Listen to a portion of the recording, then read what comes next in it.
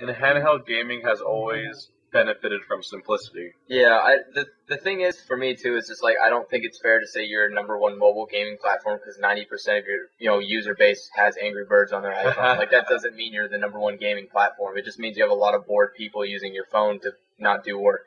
That's the point exactly. Yeah, it's offensive almost. It's like, hey, everybody buy Angry Birds. We're the #1 gaming platform. Well, it's like, the question of what counts as a game and what draws on one side of the line. Because if you look at the retro games that all the hardcore gamers love, they're very simple, short games that have almost no content. Like, you look like here, I got it. I figured it out. Anything in the end that's labeled game. Like, Angry Birds has more to it than a lot of that stuff. But no, doesn't it? It was a ripoff of an older game. I know it's a ripoff, but I'm saying that there's more to that game than a lot of the really classic games that we cherish so much. But then we don't see it as a real game somehow. And there's a funny division there too, because you can go anywhere and just look around. You'll find probably 5 people playing video games on their phone. But the moment they do it on something that's not also a phone, they're suddenly some sort of nerdy idiot. Yeah. Alright, here's the thing. You can take this into consideration. When you're going out and you're buying let's say PSP, you're buying the PSP to play games. But if you go out and buy an iOS device, you're not buying to play games. It just so happens that it's at your convenience that you can play games.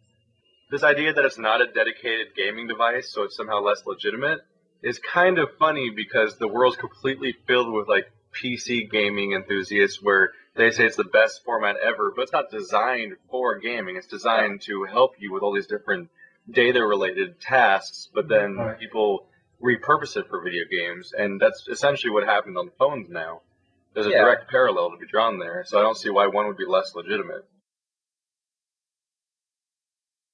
Companies are strangely terrified of those two things ever coming in contact with each other. You notice that? What? I guess obviously there's all the stuff about the Apple TV and people not wanting to use it and so on. But then there's the Google TV where certain cable networks and certain websites and stuff were actually actively trying to block that TV from their stuff. Well, you have to imagine that's it. If someone perfected a way to make your computer work on your TV.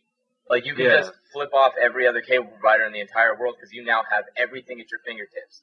I can get you any movie, any TV show, anything you want, and I can download that. I can go on Hulu, I can go on HBO Plus, I can go on to any website, anywhere that can stream videos and now play them on a TV. You're done. What do I need you for, Comcast? What do I need you for, Dish TV? Because everything I want is now at my fingertips and more. Now I can check my email, and I can watch lewd sites, and I can go on Twitter and do anything I want to while watching TV at the same time. It's just that's it. You're done. There's nothing else you can really do here.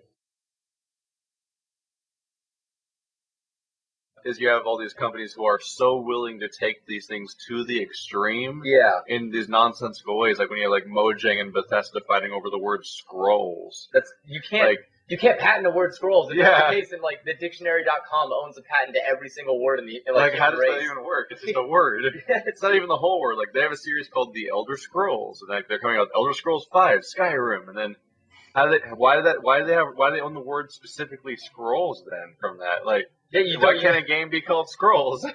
So you can't. So if anybody were to ever use anything, and the worst part of it is scrolls in it, but it was relative to gaming. You're screwed because that Bethesda owns the word scrolls. And then someone has to stand back and go, wait a second.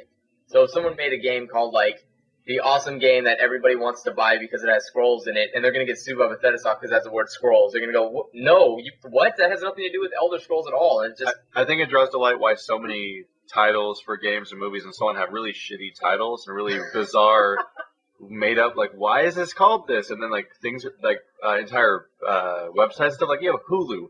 What is Hulu? Where did that word come from? And why do you have games coming out that have really terrible titles like Rage and Wet? It's because every other name they could come up with was already copyrighted in some bizarre way. It's no. What? If you're going to copyright something, Tristan said, it has to be very general. It has to be if Bethesda wants to copyright something, it has to be The Elder Scrolls. That entire thing has to be copyrighted, so no one could put that phrase inside of any other thing because that's their own niche. Because otherwise it goes to some sort of absurd comic extreme, when you have a famous Nickelodeon cartoon show called Avatar: The Last Airbender. But then when they want to make a movie for it, they have there's another movie called Avatar coming out the same year, and it's already taken the rights to the name, so they have to call it The Last Airbender. It's well, everyone knows it as Avatar. Yeah. They're like, what's this other avatar? They go, why can't they call it Pandora? Yeah. Why they got the dick?